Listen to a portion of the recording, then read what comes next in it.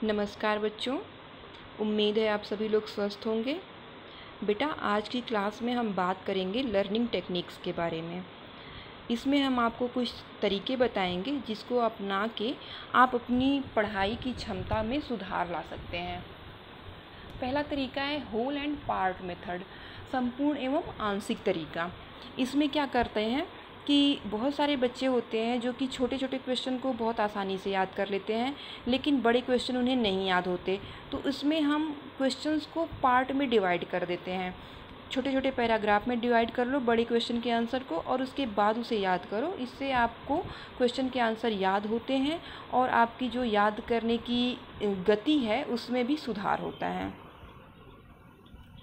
अगला है active and passive method, सक्रिय एवं निष्क्रिय तरीका। इसमें आपको क्वेश्चन के आंसर याद करने के लिए उसको बोल बोल के पढ़ना होता है। मतलब क्वेश्चन के आंसर को बोल बोल के पढ़ो, इससे आंसर याद होते हैं। और अगर आप बिल्कुल शांत वातावरण में अकेले बैठे हो तो उस क्वेश्चन के आंसर को बिल्कुल मन में उसको रिवाइज करते हुए भी पढ़ सकते हो। कंसंट्रेशन, बेटा पढ़ाई में कंसंट्रेशन का बहुत ज़्यादा महत्व होता है।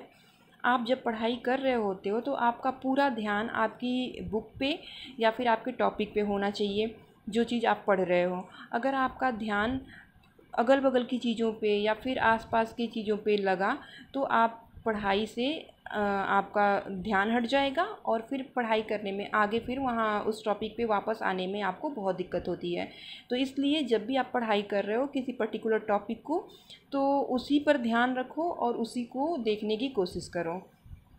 स्पेस मेथड, बेटा कई सारे ऐसे बच्चे हैं जो एक बार बैठते हैं तो 2-2 3-3 घंटे बैठ के पढ़ाई कर लेते हैं, लेकिन बहुत से ऐसे भी बच्चे हैं जिनको एक बार बैठ के 1 घंटे बैठ के पढ़ाई करने में भी बहुत दिक्कत होती है। तो ऐसे बच्चों के लिए ये स्पेस मेथड काफ़ी यूज़फुल है। इसमें क्या करना होता है कि आप 1 घंटे बैठ के पढ़ाई करो, फिर 1 घंटे के बाद अपने आप को 10 से 15 मिनट का ब्रेक दो। उस ब्रेक में आप थोड़ा उठ के टहल लो, इसके बाद फिर बैठो और फिर बैठ के अगले 1 घंटे के लिए पढ़ाई करो। इस तरीके से हर 1 घंटे में 10 से 15 मिनट का ब्रेक दे के पढ़ाई करने से आपके जो बैठने की क्षमता है उसमें भी सुधार होगा और आप पढ़ाई भी ढंग से कर पाओगे। अगला है लिसनिंग अदर्स।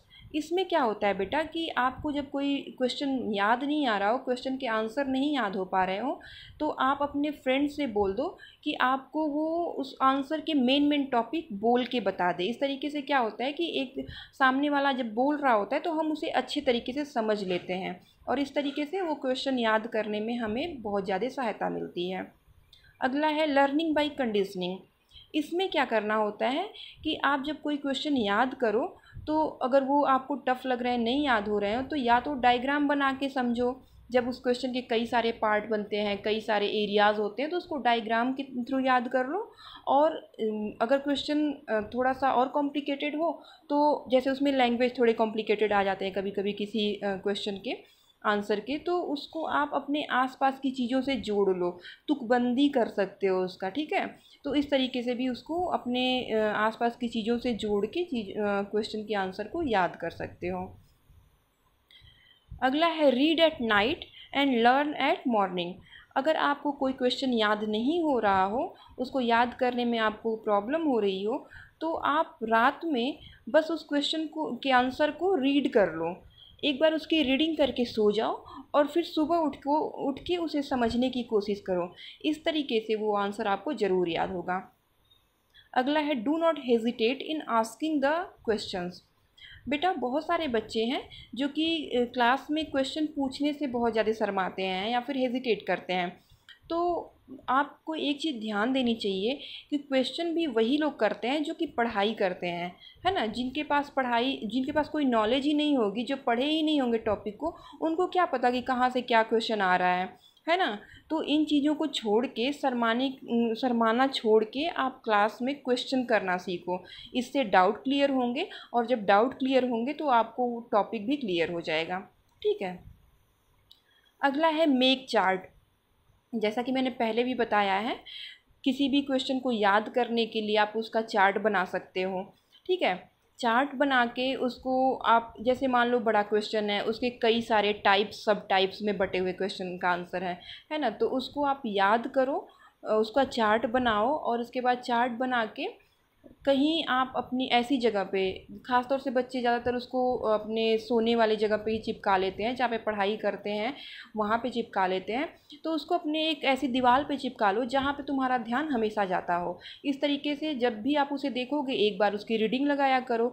इस तरह से आपके जो वो क्वेश्चन होंगे जिनको आपने याद करने के लिए चार्ट बना के दीवार पे लगाया हुआ है, तो वो बहुत जल्दी याद होते हैं, क्योंकि दिन भर में कई बार आपकी नज़र उस पर पड़ेगी और आप उसे देखते रहोगे, एक बार रीड करते रहोगे और वो आपको याद हो जाएगा। इस तरीके से बहुत सारे क्वेश्चन ऐसे, बहुत सारे बच्चे इस तरीके को अपना करके अपनी पढ़ाई की क्षमता में सुधार लाते हैं और पढ़ाई करते हैं। और अगर आपको आगे इसके अलावा भी कोई तरीका चाहिए या कोई चीज़ जाननी है, तो मैं आपको टाइम टू टाइम ये वीडियो बना के शेयर करती रहती हूँ। आप इसको ज़रूर देखो, इससे आपको बहुत ज़्यादा फ़ायदा मिलेगा। ठीक है, थैंक यू बेटा।